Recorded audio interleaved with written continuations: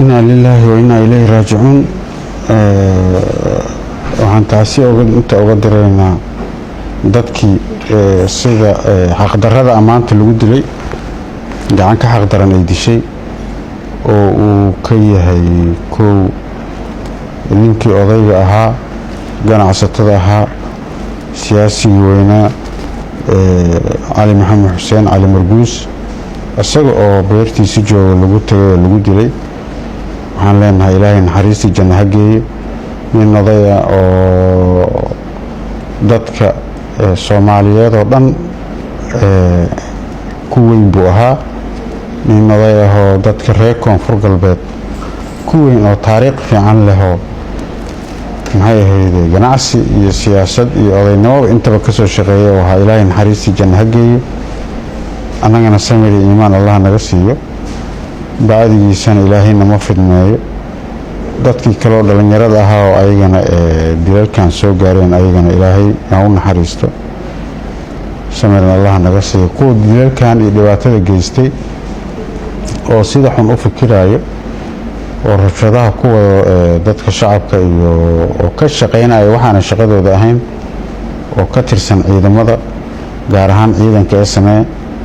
waxaan leenahay haddaa ummadda iyo shacabka ah kula soo noqoteen dhibka intaan ka badan cid in ku fiirsan doonto ma jirto. nin walba oo ciidamada ka tirsan waxaan rabnaa inuu xarintii uu ka tirsanaa iyo ciidanka uu ka mid ahaa uu joogo magaalada Baydhabo iyo deegaanada koonfur galbeed oo dhan. nin aan ka tirsanayn ciidamada qalabka sido oo hub ku wadan karo oo wax ku samayn karo ma jiro. saacadan laga bilaabo waxaan amar ku bixinaynaa in magaalada aanan cidna aynan hub ku wadan karin. ciidamada qalabka sida noocyadooda kala duwan ciidanka loogu talagalay inay amniga sugaan oo magaalada u xil saaran bas ayaa hub ku wadan kara oo amniga sugi kara. ciidamada kale oo rabshada dadka ku sameeyey nin kastoo askari ah waxaan rabnaa in uu ku noqdo xeradii uu ka yimid. dadkii gacan ku dhigilayaalka ahaa oo dhibka geystana sida ugu dhaqsaha badan waa in lagu soo qabto. ciidamada amniga ayaan ku amraynaa inay sida waan amarna waa ku bixinay waana la soo qabanaya insha Allah. saan jecelnahay hadda howlgalkooda lagu jiraa oo waa la soo qabanaya gacanta lagu soo dhigi doonaa waa la keenayaa. dadka kalena waxaan leenahay samir Allah in siiyo oo eheladooda ay meesha ku dhinteen. dadkana waxaan faraynaa xasilooni iyo deganaan. qabiil isu dila wax micno ah ay keenaysa xigmada ma jirto. waxa la isku haayo oo dadka loo dhibaateynayo waa dhul iyo beer iyo mushkilad aan dhamaanaynin ummadda lagu imtixaamay. dhulka go'aan baa ka gaartay dawladda. dhul cid lama le ilaahay baa iskale dhulka dawladda iskale oo maamulaysa. nin walba buqcad uu kaga nool yahay uu ku leeyahay. wixii intaas ka badan waxa waaye cid ka raadinayso waa annaga go'aan ka soo saarnay muddaan u qabanay inaan arrimaha dhulka aan laga hadli karin cidna dhul isku qabsan karin. waxaan rabnaa marka ciidamada amniga inay istaanbay ay geliyaan ciidanka oo dhan. nin kasta oo rabshadahaas qayb ka ahna la soo qabto. cid allaali ciddii hadda wado inay qabiil u danaanisana la soo qabto la soo xiro. intii dhacday intaas lagu ekeeyo dadkii dambiilayaalka ahana maxkamad la soo saaro oo dadkaas dilay.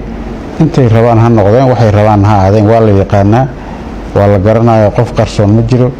kulli waa in la soo qabto maxkamadda la keenaa. dadkana ay samraan oo ay sugaan intii ay dawladda waajibkeeda ay ka gudanayso oo dadkaas gacan ku dhigilayaalka ah laga soo qabanayo. waxaan ku jirnaa bil barakaysan bishii Dulxajkaan ku jirnaa maalmihii ugu barakada badnaa oo in la ixtiraamo la sharfo u baahnaydaan ku jirnaa. dad islaam ahaan nahay. islaamnimada iyo karaamada bisha ay leedahay hal ixtiraamo. ilaahay ha laga baqo. ilaahay ha loo noqdo. dhiigga islaamka la iska ilaaliyo. dadka walaalaha oo micno la'aanta lagu dilaayo ha la iska daayo. hana la ilaaliyo karaamada iyo iimaanka iyo islaamnimada sharafta ay leedahay iyo bishan barakaysan oo ku jirno karaamadeeda ha la dhowro. waxaan codsanaynaa inaysan tilaabada ma la qaadan labada dhinacba. cid danba wax soo bisaan ayna jirin. ciidamada amnigana ay sida ugu dhaqsaha badan tilaabo uga qaadaan ciddii geysatay falkaas meel kastay joogaanna la soo qabto. dadkana uu ilaahay samir siiyo la samraan jecelnahay. inaa lilaahi wa inaa ilayhi raajicuun.